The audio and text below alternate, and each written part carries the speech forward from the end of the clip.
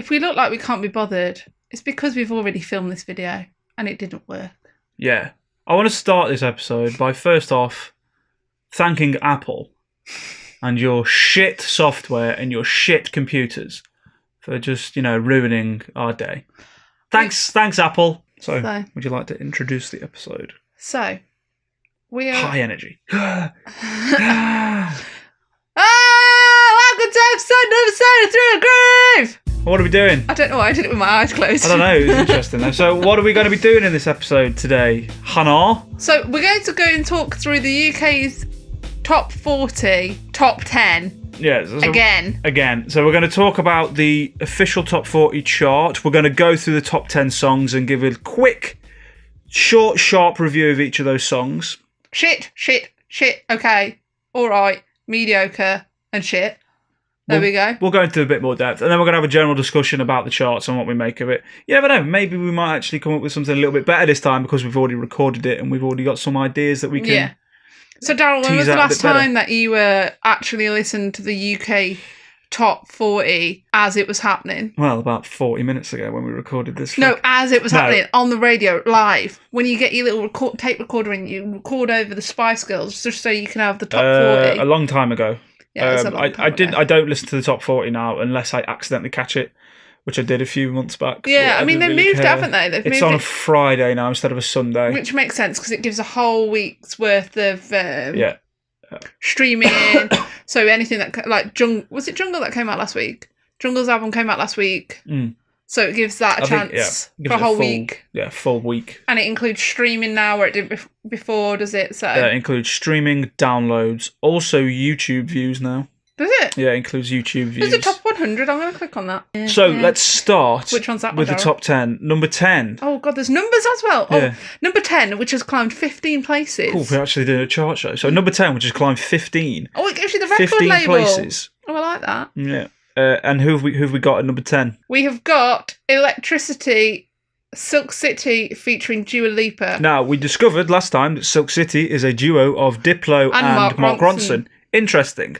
One too many producers, if you ask me, and that shows on this track. It's just another bog standard Dua Lipa track. It's not that interesting. Oh, it didn't climb 15 places. It was 15 last week, and now it's 10 this week. So it's climbed 5 places. Okay. The website's a lot better. It gives you a bit more information. So yeah, we'll use the website then a bit more. Yeah. Silk City, it's like another Dua Lipa track, which she's the main vocalist anyway. Yeah, she's the main vocalist. It's not amazing. It's boring. I didn't want to listen to it again. It's boring and bog standard, and I would never put it on by choice. No, definitely Much not. like a lot of these tracks. I was a bit disappointed because Mark Ronson and Diplo normally do some pretty good things, and they didn't really bring much to this track. There wasn't anything. It might as well have been Dua Lipa featuring Silk City. Yeah. Really? Yeah, really. It wasn't that interesting. It wasn't made interesting with the inclusion of Mark Ronson or Diplo, which, like you said, is a shame because normally them two are pretty decent. I don't know Diplo as well, but I know he's not wank. And Mark Ronson definitely isn't. Unfortunately, they haven't managed to make Dua Lipa more than just okay. Number 9 is... It's stuck in my head. We listened to it once and it's stuck in my head. It's Maroon 5 featuring Cardi B with Girls Like You. Girls Like You. Because I don't know the words because, all you hear is the music. What is really sad about Maroon 5 is I loved them when they brought out songs about Jane. When they brought out that first album with Harder and Harder to Breathe, She Will Be Loved, Shiver. I just thought, this is a great band. I want to see them live. Didn't ever go see them. And then they did a second album, which was good. And then they became really mainstream. They decided to use people like Cardi B and other mainstream artists as a stepping stone to get them up the ladder. And you know when that began to happen? It's when they did moves like Jagger. Oh, you got the moves like Jagger. I have a feeling what happened is they made that one song and they went, oh, this worked. We made a lot of money. Yeah. Let's do this over and over again. And that's what they did. I think they, like I said, they've kind of bent the way that they make music and they've bent and morphed the music they used to make, which was good kind of poppy rock music, into pop bullshit. they've forced themselves into this to just try and make more and more money and be more and more successful, so they can climb the charts. They've been in the chart for 16 weeks now. Yeah, like every week there seems to be like another Maroon 5 song, and they just piggyback. They do that as well. They piggyback off artists. Yeah. They know that Cardi B is big right now, and she's up and coming, and she's making a lot of waves. So it's like, let's jump on the back of her. Let's include her in our track and try and make money off her. It's been in the charts since June. Yeah, Jesus, that's rough, innit? Yeah, like a whole World Cup has happened since then. Fucking hell, it has. So literally over the summer, when Cardi B got bigger and bigger, is when this track got hotter and hotter. Interesting. Maroon 5, Adam Levine, you're absolute pieces of shit for just riding this train. I think that's basically what they're doing, and that's what they're doing with a lot of their tracks recently. Yeah. It'll probably be on some sort of like M&S advert promoting food or some shit like that next. Yeah, body positivity, where they get a load of fat chunks walking around thinking like it's a good idea. It's not good. It's not healthy. Just go back, write another banger like She Will Be Loved. Or Sunday morning, rain is falling. This is where this channel's going to become like my... Your karaoke fucking channel, yeah. I was going to say my claim to fame. Like someone's going to pick me up for a record deal with pipes like that. I can't wait until they do. Get you out of my fucking hair. Number 8. What hair? That shit ass haircut. What's number 8? And pubescent beard. What's number 8? You're only asking me to say this because you know I can't say the artist. I can't either. So what's the track called? Dynaro. Ooh, well done. This is the artist. And Gigi D'Agostino. Denoro and Gigi D'Agostino with... Where's the R in Denorio? Denoro? Where's the R? It's there. It's the one before the last letter. Oh, yeah. Fucking hell.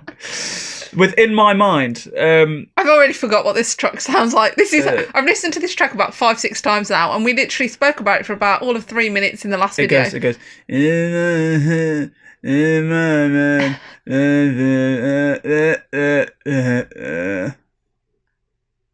Play. Louder. I'm not a home assistant or Alexa. Shut up. Shut the fuck up, bitch.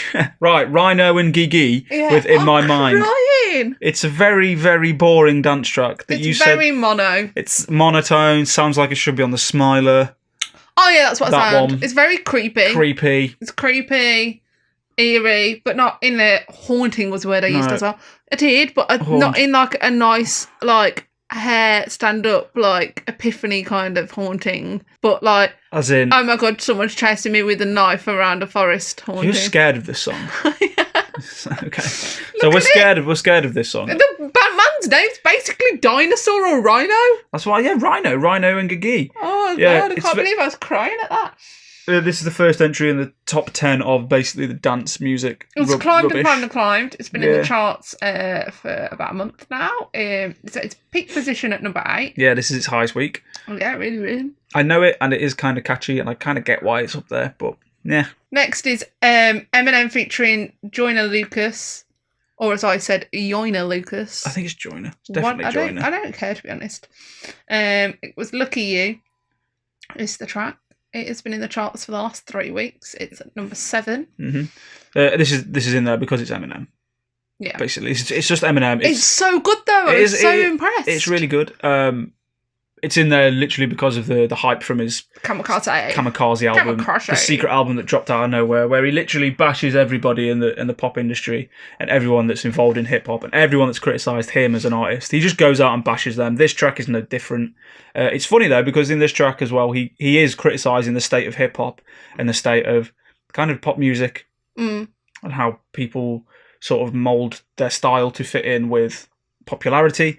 Like Maroon 5. Like Maroon 5. He's criticising all of that, but also actually finding some success with that style. Yeah, he's broke the top 10. Yeah. He's also got a featured artist on there, but granted, not many people know that. I never heard of him. Yeah, Eminem did used to just joyride off artists in the same way that Maroon 5 did. No, Lucas. Christ. With doing songs with Ed Sheeran. He's steered away from that with his newer stuff, which is good, and it seems to be working for him. This is probably the best song. He's got 3 songs in the top 100, I think, or 4. It's made me want to listen to the album, because I haven't listened to the album yet, but you love it. Yeah. So, this is by far and away the best song in the top 10, musically. Yeah. 100%. The next one is fucking Tiger. Yeah, the next one is... And Taste. Tiger, Taste, featuring taste. Offset, which is, hilariously enough, the kind of music that Eminem criticises in that new album and in that track we were just speaking about. Yeah, peak position number 5. No, this week it's number 6, so it climbed to number 5. It's been in the chart since bloody May. Yeah, this song just kind of falls in the generic... It's very posy. It's very... Yeah, American poser rap. Shit. Falls into Like to repeat the same thing over and over and over again. That trip-hop nonsense. Taste. Trip-hop? Taste. Trap music. Trap music, that's what it is. Post Malone, A$AP Rocky, yeah. that nonsense. Yeah, it falls into that. Birthday cake, taste. Yeah. It's all the same, innit? It's all the same. It's a lot of nonsense. Moving swiftly on to number 5. Marshmello. With Marshmello featuring Bastille. I don't want to hear who it's featured by because I don't like Bastille. Yeah. I don't like I just don't like him. Oh, it's got that Bastille trash chorus. Fuck off. Yeah. The anthemic Bastille chorus that is like just goes all the way through the song.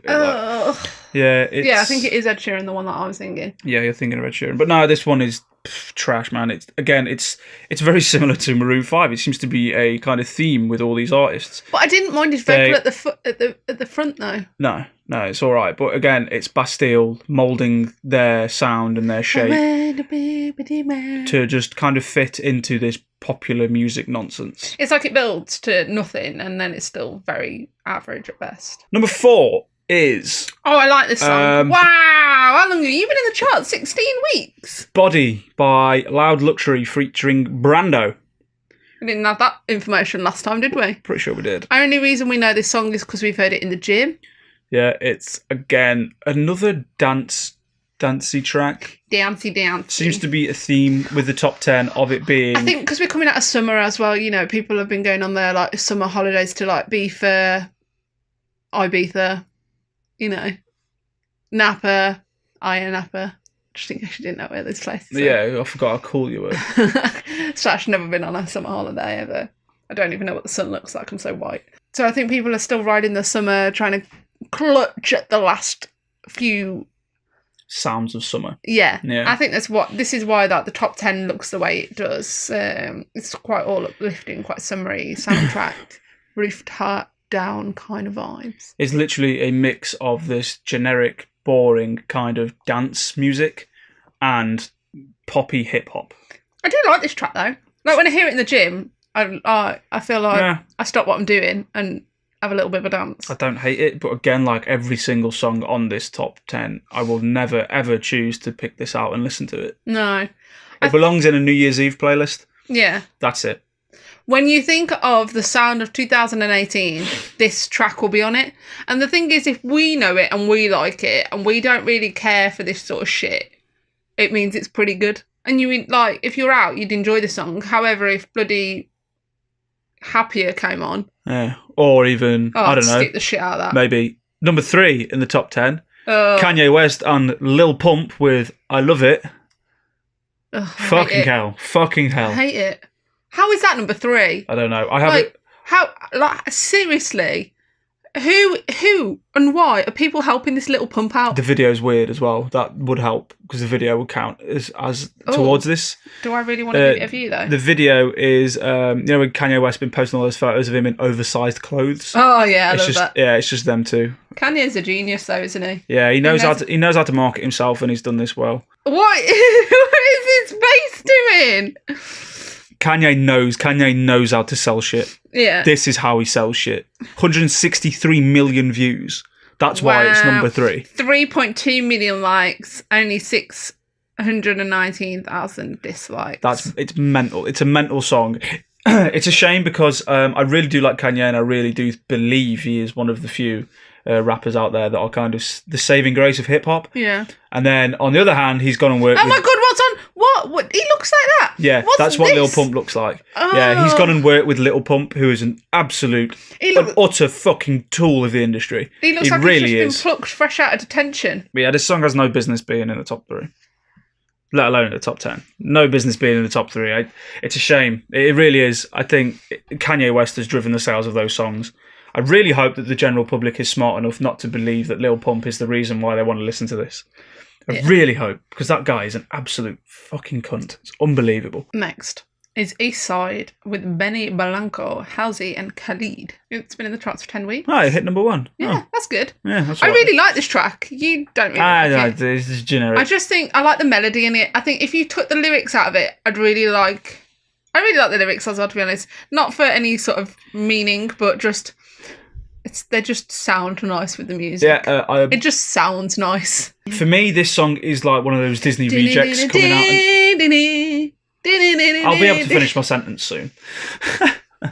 Sorry. For me, this song is just one of those Disney Channel reject artists coming out of nowhere and storming the scene. Kind of like that Miley Cyrus nonsense or Shawn Mendes. I'd never heard of East Side before. What, before? Nah. Before I heard this, who the fuck is East Side? No, East Side's the song, you tit. It's like, what are you on about? Benny Blanco. I never heard of him before. It seems like Benny Blanco is the producer, and Halsey and Khalid were the driving force behind it that you seem to gravitate towards. The female vocals are kind of what's nice about it. Yeah, especially in the opening. Which is now interesting, now that we've done a bit of education, that the top 10 mainly is producers. Yeah, mainly producers. Mainly producers rather than actual feature artists. Yeah, which says a lot about it. So it's like people can't actually get in the top 10 on their own. They have to have someone else's success to piggyback them up the ladder. If you just go through. I think Eminem is probably the only standalone. So let's just do number 1 first before we go through this. Yeah, number 1 is Calvin Promises. Harris and Sam Smith. Calvin Harris and Sam Smith. Again, producer and feature artist. But this is a legit song. Calvin Harris is a really good producer. Everything Calvin Harris touches to gold. Everything Sam Smith does is already gold. So gold makes more gold. So exactly. money. I think the song also proves the point that Sam Smith has a decent amount of range. In terms of he can do his own solitary sad stuff quite well, like Adele kind of sound, that singer-songwriter sound. But he likes having a bit of fun on the tracks he does with Disclosure, Calvin Harris. Yeah, his voice suits that a lot. Dancey. Yeah, it suits that a lot, and that's impressive because I rate him. I quite like Sam Smith. Yeah, Maybe we should listen to his album. I don't like his solo stuff. I just like the stuff he does with the feature artists, as a feature artist on Calvin Harris and Disclosure and stuff like that. Like sad songs? No, I don't like sad songs. Why would we want to feel sad? So yeah, that's the number 1. Promises by Calvin Harris, deserving number 1. Now back to the point you were just making about the artists in the top 10. So just go through the list, and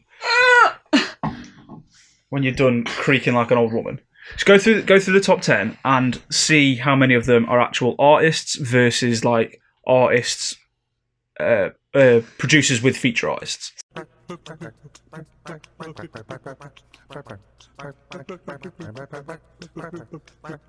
Benny Blanco, producer. Calvin Harris, producer. So six producers to 4 barely artists. Then the only person, the next track, number 11 in the chart, which is just one artist, no help from anyone else, is Jess Glynn. I mean, I'm not one for Jess Glynn. No. Does that make her like the only real number 1? Yeah. Because the other 10 above her are all collaborations. Yeah. So that's our thoughts on the top 10. Is there anything else you want to say about the charts in general? As a kind of platform to show off the best that the UK has to offer, or the UK's opinion on music. What are your thoughts on it? So, I find it like really hard to believe that these are the best tracks right now in the UK from around the world. Like these are in this top 40 are what the people of the UK are listening to most in the world right now. And as someone who doesn't listen to anyone, like I don't choose to put Promises on by Calvin Harris. I don't choose to put Marshmello on. Like so. Where are my streams of all the music that I'm listening to going? Like, how are, like, my streams aren't counting to anything because they're not even breaking, like, the top 100, and there are probably a lot of people that are listening to some of the new releases, like us, who are listening to, like, the new Jungle album, the new Slaves record, and they're not even breaking. And I think what that is occurring because of what Radio 1 are doing. I would it's such a shame. Put it towards Radio 1 and the other larger radio stations because they're just not giving them airtime. But they play them but not enough. And it's Yeah. like, actually, do the people of the UK not like these bands because they don't? If you're someone who gets in your car and you're driving to work and you only ever listen to the radio, so you only ever pick those bands up that, like, Greg James are playing, Clara Amphro, whoever the other pricks are on Radio 1. It's exposure to one kind of music only. Yeah. Like, there should be different, like, categories. Like, I know I don't listen to Radio 1 anymore because they don't play anything that I particularly like. I think, unfortunately, like, Radio 1 are the gatekeepers to success for a lot of artists, and depending on whether or not they play them, depends whether or not they get any kind of recognition in the top 40. It's like that Dean Lewis guy. He's been played on Radio 1 a couple of times, and he's already broken the top 40. Yeah, what, he's 22? He's 22 with his song Be Alright. And they only started playing him a few weeks ago, really, and then he started to climb up the charts. So they really are gatekeepers, and it can restrict an artist quite a bit. Like, Radio 1 plays this music because it is successful, and this music is successful because Radio 1 plays this music. It's a continuous cycle. Yeah. It won't be broken. But if you think about it, if you think of the blur of bands, there are some bands that we listen to that work really well for people who like chart music. And some of those bands, I think, are Catfish and the Bottommen. I think a lot of people like Catfish, no matter what. I'd say with Liam, to be honest, because everyone likes Oasis. Yeah, Liam to Gallagher. A point. As well as Arctic Monkeys. Arctic Monkeys to a point. And it's like, didn't help that they made a really difficult album this time around. Yeah, true. Yeah. But even when like Are You Mine came out, people loved it. Yeah, that did well, didn't it? That did really well. Yeah. But there are a lot of bands out there that have got that kind of talent that aren't giving. Like, I reckon Slaves would do really well. And there's a lot of bands that I think would feature quite nicely with some of these. Not that they should start featuring, but they'd feature quite nicely with some of these producers. Yeah, definitely. Just to kind of make that a whole different platform of music and trying to expand their reach. I think then you move into that territory which a lot of the songs are in at the minute, which is like Fickle Friends doing it chart for the sake of success. Yeah, that's what a lot of them do. That's what the top 10 really is. You look at the top 10. There's so many collaborations on there, but literally for the sake of success. That's the only reason. But again, it comes down to that radio play.